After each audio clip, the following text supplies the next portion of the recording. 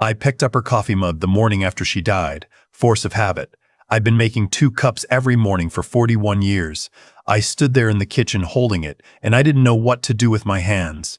Her name was June. My June. She used to say I was the only man alive who could burn oatmeal 3 times in a row and still feel proud of himself. She wasn't wrong. But every morning for 41 years she'd eat it anyway.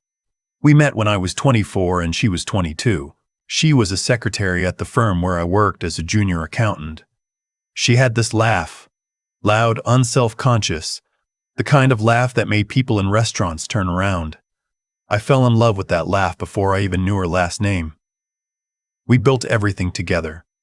The house in Clarksville, the small accounting firm I eventually ran on my own, 2 kids, our son, we'll call by what his mother always called him, our firstborn, and our daughter, born 3 years later. June used to say that was enough. A full table, she'd say.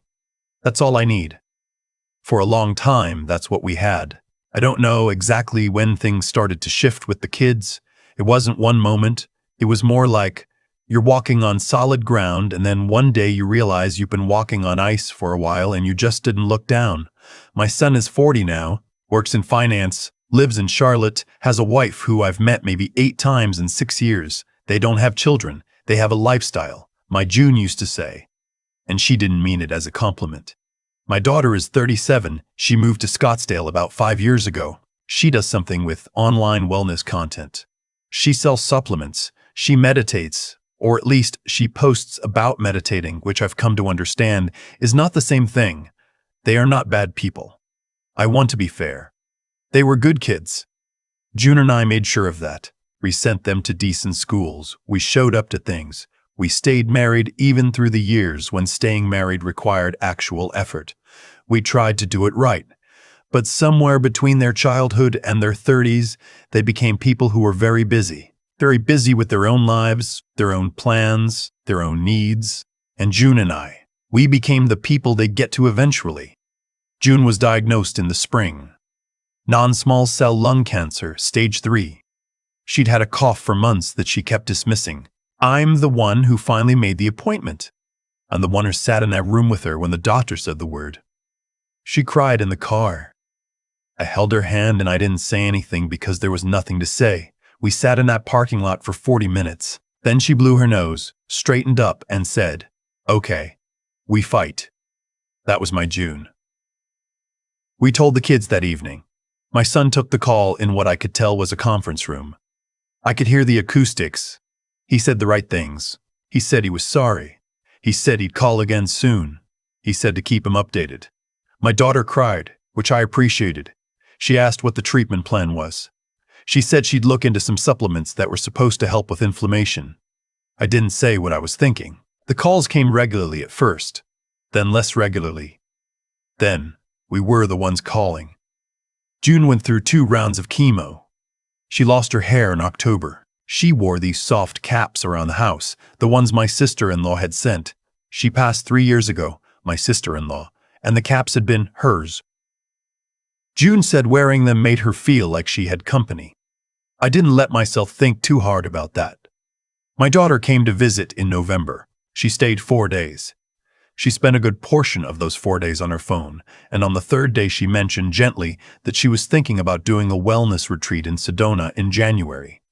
She'd been planning it for a while. She asked if I thought her mother would be okay by then. I looked at my wife. Sitting in the armchair she'd moved to the living room because the bedroom stairs had gotten hard, wrapped in a blanket, watching a cooking show with the sound too loud because the chemo had done something to her hearing. I said I didn't know. My daughter nodded and looked at her phone. She went to the retreat. My son didn't come at all that fall. He sent a food delivery gift card and a very nice flower arrangement. He called on Thanksgiving, but it was a short call because they were at his wife's parents' place, and dinner was starting. He promised he'd visit in the new year. He didn't. June got worse in February. The second round of chemo wasn't working the way we'd hoped. The oncologist started talking about options, but the way he said options told me what he actually meant. We had a conversation, June and I, just the two of us, late at night, where she told me she didn't want to spend whatever time was left in a hospital bed. She wanted to be home. She wanted her garden. She wanted her garden.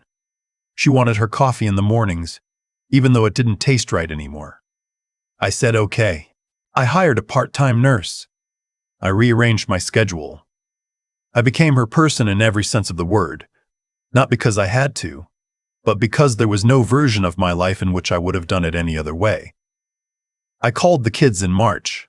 I told them things were not good. I told them if they wanted more time with their mother, they needed to come. I was direct. I said those words, as hard as they were to say. My son said he had a major deal closing. He said it would wrap up in 2 weeks, and then he'd come. He asked if she was stable. I said stable wasn't really the right word anymore. He said he understood. He didn't come. My daughter said she was dealing with some personal things. She'd been vague about what exactly, and that she was managing her own health, and that the drive from Scottsdale was hard, and that she was sending love. She was really sending so much love. Love in the form of a text message. June died on a Tuesday morning in April. It was just after 6. I was there. I was holding her hand. The part-time nurse had stepped out to get coffee. It was just the two of us, the same way it had been so many mornings for so many years, and then it was just me. I sat with her for a long time before I called anyone. I don't know how to explain what those hours were like. There's no word that covers it. Not grief, not shock. Those words are too small. It was more like the world just rearranged itself into a shape I didn't recognize, and I had to figure out how to exist inside it. I called the kids. I made the other necessary calls. I began the long process of arrangements. June had wanted something simple. A graveside service, family only, nothing elaborate. She hated elaboration. She used to say that the people who throw the biggest parties are usually celebrating something they don't actually have. The service was set for Saturday morning. My son called Thursday night. He said he was so sorry. He said he was devastated. He said he'd already booked his flight and he would be there. I believed him. I had no reason not to. My daughter called Friday afternoon. She was crying. She said she'd been crying all day. She said she'd been crying all day. She said she'd be there Saturday morning. I got up early. I put on the suit June had always said made me look dignified. I made 1 cup of coffee. I drove to the cemetery. The funeral director was there. The minister was there. The 2 gravediggers stood a respectful distance away. A woman from June's old book club showed up. I hadn't even known she was coming. She'd seen the notice somehow and just showed up. This woman who'd known June for 12 years and drove 40 minutes on a Saturday morning. My children were not there. I stood at my wife's grave and I listened to the minister speak, and I looked at the small gathering, the funeral director, the minister, one friend from a book club, and I thought about all the Saturday mornings June and I had spent together. 41 years of Saturday mornings. I thanked everyone. I shook hands. The woman from the book club squeezed my arm and said, June had been the kind of person who made you feel like you mattered. I agreed. I watched her walk back to her car. I stood alone at the grave for a while. My son called while I was still standing there. Some issue with his connection, he said. He missed the flight. He was going to book another one. But the timing, I didn't say anything. I let him talk. He said he was sorry. He was genuinely sorry. It wasn't intentional. I said I knew. I said goodbye. I hung up. My daughter sent a text. A long text. She explained that she'd had a difficult night emotionally, and her therapist had advised her not to attend events that might overwhelm her nervous system in her current state. She said she was grieving in her own way. I put the phone in my pocket. I stayed at the cemetery until I was ready to leave. I told June a few things I'd been meaning to say, and some things I hadn't planned to say at all. Then I got in the car and drove home. I want to tell you that I was angry. I was, but underneath the anger was something quieter, something that had been building for years, and what it felt like was the last piece of something falling into place. A confirmation of something I'd been choosing not to see. I had an appointment Monday morning. Not my idea. June's. She had made me promise months before, when she still could. She'd sat me down one evening and she'd said, When I'm gone, you're going to want to be generous. You're going to want to forgive and let things be easy. She looked at me. Don't. She'd already done the research. She had the name of the attorney. She'd written it on a notepad and put it in the kitchen drawer where I'd find it. My wife planned for everything. I kept the appointment. The attorney's name was Mr. Aldous Fenwick, a quiet, careful man in his 60s who'd been doing estate work for 30 years. He didn't comment on my situation. He just listened, asked precise questions, and laid out the options. What June had wanted, what she'd already discussed with him before she died, it turned out, because my wife was always 3 steps ahead, was clean and thorough. The estate went into a revocable trust, not to my children, to me, fully, with specific provisions for charitable distribution thereafter. The house, the savings, the investments, all of it restructured so that access required my direct authorization. Nothing automatic, nothing assumed. My son called the following weekend. He came, finally. Drove down from Charlotte. Arrived Sunday afternoon, looking tanned, wearing a jacket I didn't recognize. He hugged me for a long time. He said he was sorry. He sat at the kitchen table, and he told me how guilty he felt. He said the deal had been... I stopped listening to the specifics. He cried a little. I handed him a box of tissues. Then, about an hour in, he said, I guess we should probably talk about the house at some point. He said it carefully, like a question he'd been holding for a while. I said, what about it? He said he and his wife had been thinking, not immediately, obviously it was too soon, but that a property like this, in this market, if I were ever thinking about downsizing. I looked at my son, my firstborn, the boy I taught to ride a bike in the driveway of this house. I said, I'm not planning to downsize. He nodded. He moved on. But it sat there between us. My daughter arrived 2 weeks later. She drove up from Scottsdale. She wore workout clothes, I don't know what kind. They looked expensive. She gave me a long hug and said she'd been doing a lot of healing work since her mother passed. She brought me some kind of adaptogen powder she said would help with stress. I put it in the cabinet. She was kind. She helped me clean out a few of June's things. Just a few boxes. Just some older clothes. She was good that day, genuinely present in a way she hadn't been in years.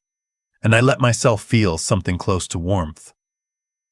Then she brought up the accounts. She'd heard. She said she'd just heard. She didn't say from whom, that I'd been to see an attorney. She wondered if that meant I was thinking about how things were structured going forward. She said she only asked because she'd been having some financial strain, and she wanted to make sure. Not for herself, obviously, but for the future. For clarity. I said, everything is taken care of. She said, what does that mean? I said, it means what I said. She pushed a little. I didn't push back. I just didn't move. There's a difference. She left the next morning. The adaptogen powder is still in the cabinet. I heard from my son a few more times over the next month, mostly asking how I was doing, but in a way that somehow always circled back to the house, to the property, to whether I'd thought about my plans. I started letting his calls go to voicemail. There was a moment, I remember it clearly, about 6 weeks after June died. I was sitting on the back porch in the evening. The garden was starting to come up. June's garden. I hadn't touched it, but it came up anyway, because that's what she'd planted, things that came back on their own. I sat there and I thought, she knew. She knew what they were. She knew what they'd do. And she still loved them, because she was June. And June loved people even when she could see them clearly. But she also loved me enough to protect me from my own tendency to forgive too quickly. I thought about that woman from the book club, standing at the grave on a Saturday morning. I thought about the part-time nurse who used to bring June magazines she hadn't asked for because she'd mentioned once that she used to like them. I thought about my neighbor who'd been mowing my lawn without saying a word about it since April. I called my son the following week. I called my daughter the week after. I didn't say anything dramatic. I didn't give a speech. I just told them both, calmly, that I'd restructured things with the help of an attorney, and everything was in order, and I was doing well, and I'd let them know if anything changed. I didn't explain further. I didn't need to. My son asked if he should call the attorney. I said that was up to him. I haven't heard much since. I visit June on Sundays. I bring her flowers from the garden, the ones that came back on their own. I sit with her for a little while. I don't usually say much. Sometimes I tell her about the week. Sometimes I just sit. The Sunday mornings are quieter now, but I've learned that quiet isn't the same as empty. June taught me that too, though she didn't use those words. She just lived that way. Present, clear-eyed, still. I make 1 cup of coffee now. I sit by the window. I look at the garden. That's enough? It turns out that's more than enough.